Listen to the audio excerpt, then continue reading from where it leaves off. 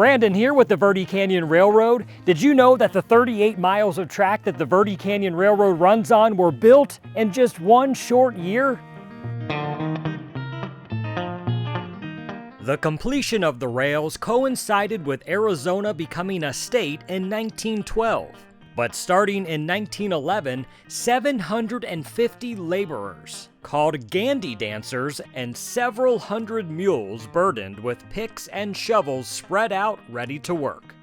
Other than a few mule-drawn Fresno scrapers, there were no power tools. The job was completed by hand using a lot of dynamite as the men slowly chipped away at the canyon walls. The only people who came in contact with these men were a few of the canyon residents, and of course, the bootleggers, who moved from camp to camp, leaving a little whiskey for a sizable portion of a worker's pay. Today, the 20-mile route the Verde Canyon Railroad travels includes 24 bridges while navigating 80 tight curves, all maintained by a much smaller maintenance of way crew, manned with modern mechanized equipment.